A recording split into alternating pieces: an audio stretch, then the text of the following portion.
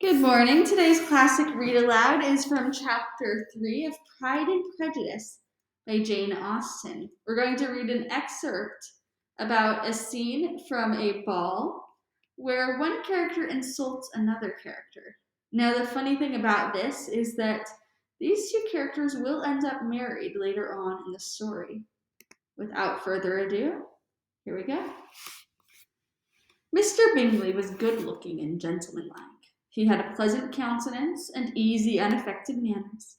His sisters were fine women, with an air of decided fashion. His brother-in-law, Mr. Hurst, merely looked the gentleman. But his friend Mr. Darcy soon drew the attention of the room by his fine, tall person, handsome features, noble mind, and the report, which was in general circulation within 5 minutes after his entrance, of his having 10,000 a year. The gentlemen pronounced him to be a fine figure of a man. The ladies declared he was much handsomer than Mr. Bingley, and he was looked at with great admiration for about half the evening, till his manners gave a disgust which turned the tide of his popularity. For he was discovered to be proud, to be above his company, and above being pleased. And not all his large estate in Derbyshire could save him from having a most forbidding, disagreeable countenance, and being unworthy to be compared with his friend. Mr. Bingley had soon made himself acquainted with all the principal people in the room. He was lively and unreserved, danced every dance, was angry that the ball closed so early, and talked of giving one himself at Netherfield. Such amiable qualities must speak for themselves. What a contrast between him and his friend!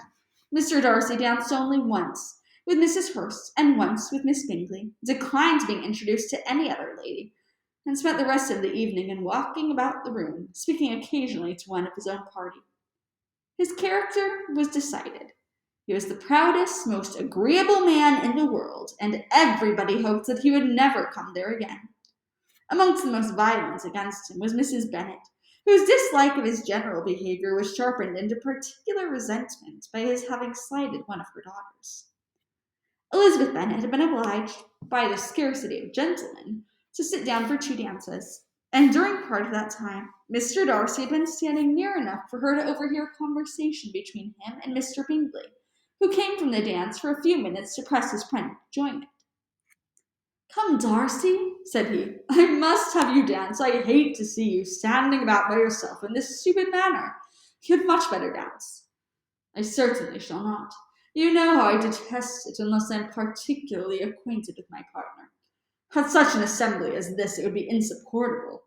Your sisters are engaged, and there is not another woman in the room whom it would not be a punishment for me to stand up with." "I would not be so fastidious as you are," cried Bingley, "for a kingdom. Upon my honor, I have never met with so many pleasant girls in my life as I have this evening, and there are several of them, you see, uncommonly pretty."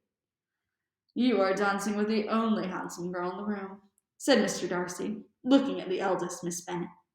"Oh, she is the most beautiful creature I ever beheld. But there's one of her sisters sitting down just behind you, who is very pretty, and I dare say very agreeable. Do let me ask my partner to introduce you." "Which do you mean?" And turning around, he looked for a moment at Elizabeth, till catching her eye, he withdrew his own, and coldly said, "She is tolerable, but not handsome enough to tempt me, and I am in no humour at present to give consequence to young ladies who are slighted by other men. You had better return to your partner and enjoy her smiles, for you are wasting your time with me." Mr. Bingley followed his advice. Mr. Darcy walked off, and Elizabeth remained with no very cordial feelings toward him. She told the story, however, with great spirit among her friends, for she had a lively, playful disposition, which delighted in anything ridiculous. That's all for today. To read more, visit Gutenberg.org.